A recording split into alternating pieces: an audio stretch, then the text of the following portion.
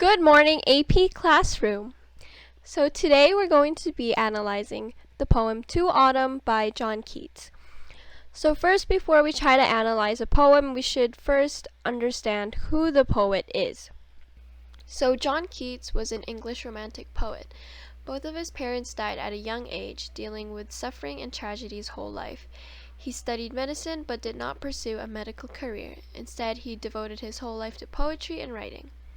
At some point in his life, he fell in love with a woman that he could not be with because at 25 years old, he died after a walking tour in the Lake District. Knowing details of the poet's personal life and some kind of context will help us understand the poem a bit better.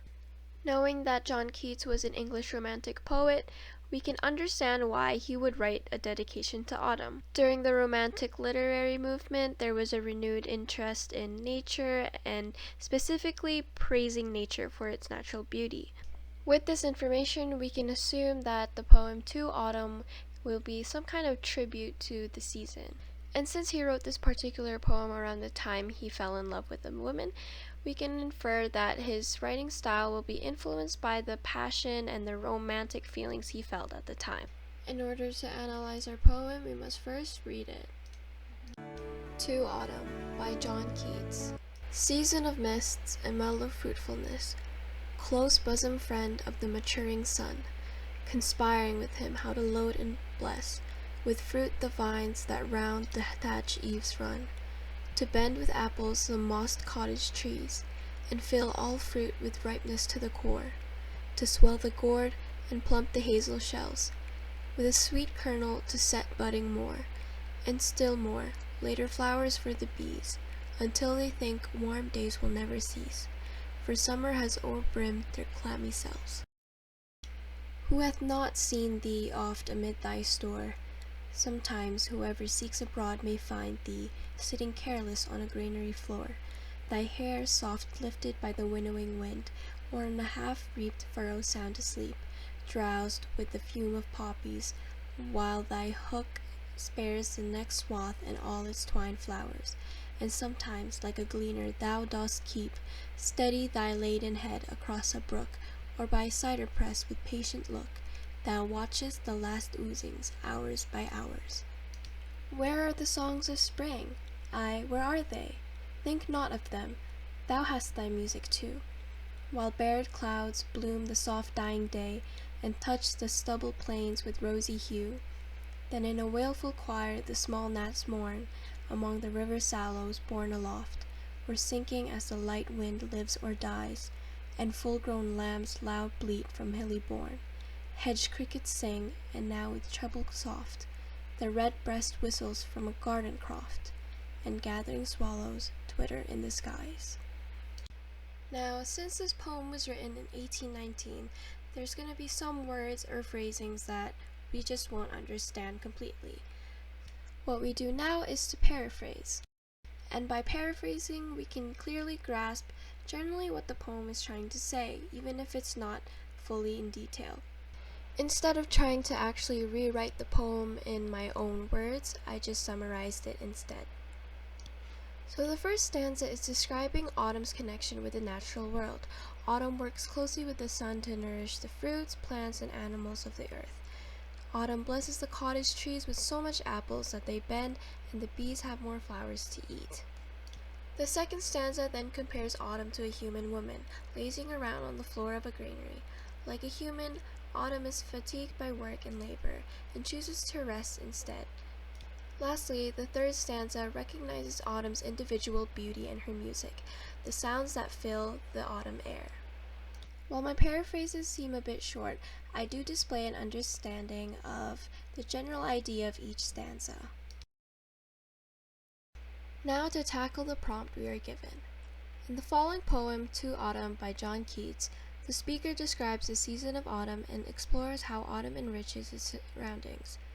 Read the poem carefully, and in a well-written essay, analyze how John Keats uses poetic or literary elements and techniques to establish tone.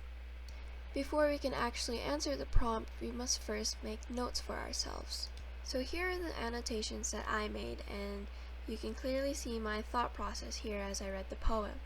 I highlighted in green the certain phrases that really stood out to me in its imagery. Already, the first line evokes a sense of softness, calm, and peace. This tone is definitely maintained throughout the poem, as you can see that the green highlight pops up in later stanzas. I then use red highlight to note autumn's relationship with its surroundings. The second line portrays autumn as a close bosom friend of the maturing sun. When autumn is depicted to be a close friend of the sun, that makes me think of autumn as being very warm, which is kind of true. Even though temperatures may be starting to drop low during fall seasons, autumn is still filled with a lot of bright and lively colors when the leaves on the trees turn to yellow, gold, and red. I also noted that autumn seems to be very involved with different parts of nature. It's almost like every line in the first stanza focuses on a different effect that autumn has on the natural world. Autumn bends the trees with so many apples, it makes crops and vegetables huge, and it still blooms flowers for bees. Even though blooming and flowers aren't typically associated with the season of autumn, more so with spring and summer. There's also a lot of action verbs within the first stanza alone. I highlighted this with the pink. To swell, to plump, to set budding more. The syntax also places this at the front of each line, creating more emphasis on the busyness and action of autumn. Then in the second stanza, I note that the speaker starts to speak directly to autumn itself. I noticed that the second stanza is mainly focused on the humanization of autumn.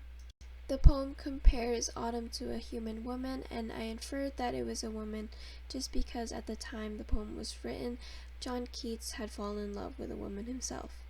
There's a lot more pathetic fallacy in this stanza than the first one, and it helps to create some sort of relatability to autumn. I also highlight some of the things that I don't understand and question. I didn't know what a gleaner meant, so I looked it up, and it's defined as someone who gathers something in small pieces. And with this knowledge, I could conclude that autumn is being compared to a laborer who is tired from working and just wants to rest. For the third stanza, I note that it's more so focused on the beauty and music of autumn. There is a lot of oral imagery with the action verbs used. At the end, I also note just the physical sounding of the poem itself. It has a rhyme scheme and the words flow and smoothly connect to each other, and it's just very melodic in general. Now with all my notes combined, I can make a thesis statement. For my thesis statement, I wrote, in the poem To Autumn, John Keats utilizes warm euphonic diction and sensual evocation of the four senses to reveal the speaker's intense adulation and reverence towards autumn. Regarding diction, the poem carefully employs warm and soft-sounding words in order to create an atmosphere of passion, admiration, and calmness. Like playing legato, the poem is flowing, connected and smooth, which reflects the soft beauty of autumn. For my example, I wrote season of mists and mellow fruitfulness. I chose this line because it shows very careful consideration of the words used. So the denotation of mist is a cloud of tiny water droplets. But mist isn't as thick as fog, therefore it doesn't create that ominous and mysterious image that the word fog would bring. There's a clear distinction and nuance between fog and mist, and I believe John Keats used the word mist instead since it gently permeates the autumn air, but it is not pervasive. Secondly, the word fruitfulness brings a sense of security. Since its meaning is abundance, we have the feeling that we'll be fed for life and that autumn will bring us endless amount of food. Fruitfulness also has a biblical connotation, giving autumn a sense of gracefulness. And this is even expanded in the third line when autumn is described to conspire with the sun to load and bless the vines with a lot of fruit. In the phrase soft dying day, dying is a neutral and objective term, so soft modifies it to not have such a gloomy presence and softens the negative association that the image of death brings. And although wailful is tied to sadness and grief, it still suits the poem with its long vowel sounds that subdues those connotations. It does not stand out of place with the rhythm of the poem. And moving on to our second point, John Keats utilizes a lot of imagery to evoke the four senses. The poem is divided into 3 stanzas in which each stanza describes a different aspect of autumn. In my annotations, I noted that there was a lot of repetition in this description of autumn and expanded a lot on how autumn affects different aspects of nature.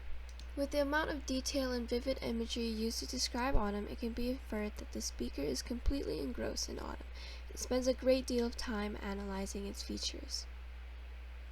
And like the lover he is, the speaker goes on and on and on about autumn. One example of the visual imagery in the poem is, with fruit the vines that round the thatch eaves run, to bend with apples the mossed cottage trees. And like I said with the annotations before, the third stanza is very focused on oral imagery.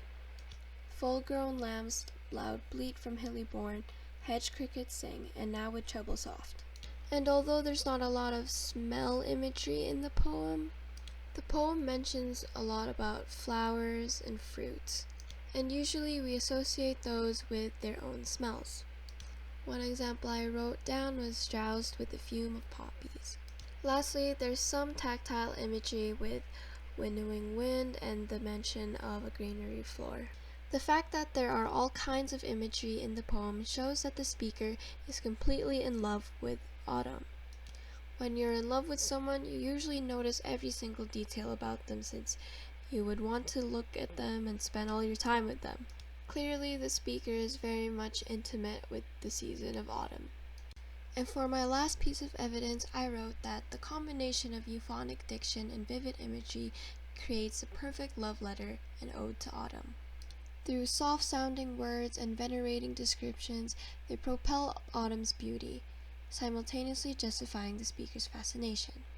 Since autumn nourishes the fruits and animals and is friends with the sun,